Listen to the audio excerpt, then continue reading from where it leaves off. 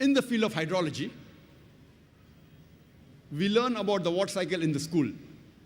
The water cycle, what we learn in the school, was first described in 1580 by Sir Bernard Palissy.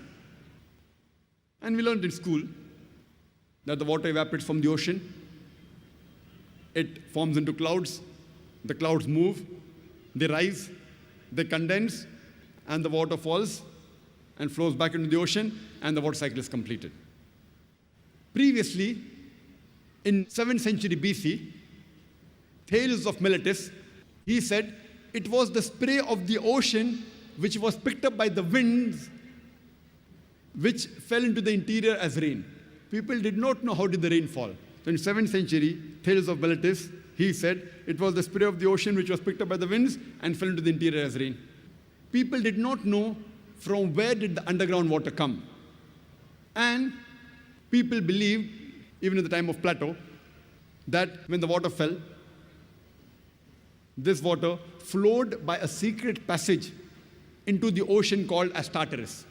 People did not know from where did the underground water come. So they thought it was the pressure of the winds on the water which forced the water into the interior. And even till as late as 17th century, people and great thinkers like Descartes believed in this theory.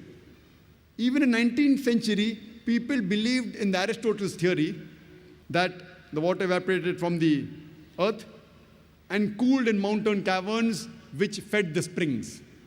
Today we know that the underground water is due to the seepage of the rainwater. And Allah says in the Quran, in Surah Zumar, chapter number 39, verse number 21, seest not thou that it is Allah subhanahu wa ta'ala who sends on water from the sky and causes it to soak in the grounds, causes springs in the ground, and then causes sown field of various colors to grow. Quran mentions in Surah Rum, chapter number 30, verse number 24. It is Allah who sends down water from the sky and then gives life to the earth after it is dead.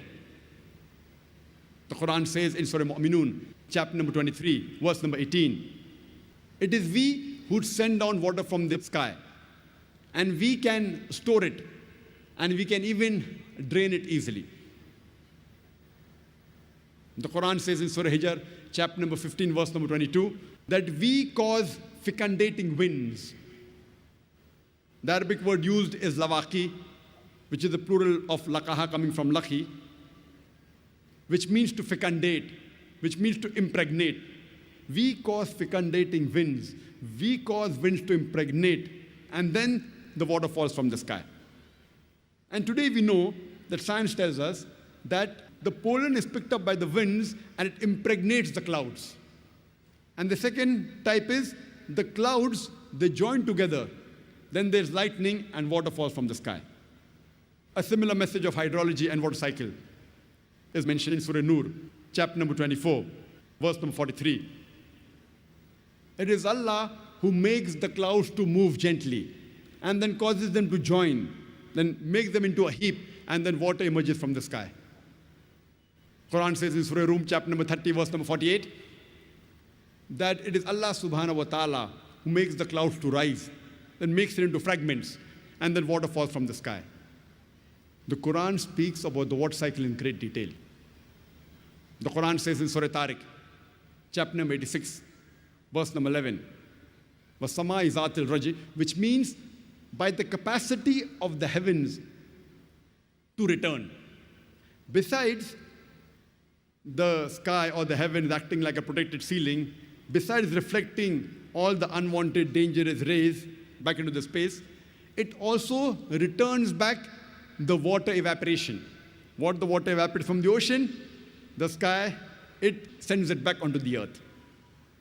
And the Quran says in Surah Nur, chapter number 24, verse number 43, that we cause water to fall from the sky, from mountains of clouds. And when we're traveling in an aeroplane wasn't there 14 years back, and when we look at the clouds below, we see it is like mountain of wool. The clouds, they appear as mountains. Imagine, Quran mentions that 14 years ago.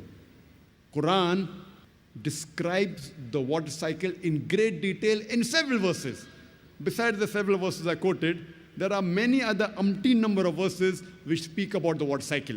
It's mentioned in Surah Araf, chapter number 7, verse number 57. In Surah Rad, chapter number 13, verse number 17. In Surah Furqan, chapter number 25, verse number 40 and 49. In Surah Fatir, chapter number 35, verse number 9. In Surah Yasin, chapter number 36, verse number 34. It's mentioned in Surah Jashia, chapter number 45, verse number 5. In Surah Qaf, chapter number 50, verse number 9 and 10. It's mentioned in Surah Waqia, chapter number 56, verse number 67 to 70. It's mentioned in Surah Mulk, chapter number 16, verse number 30. You can go on only quoting the several verses of the Quran which speak about the water cycle. You can only give a talk on hydrology and water cycle in the Quran.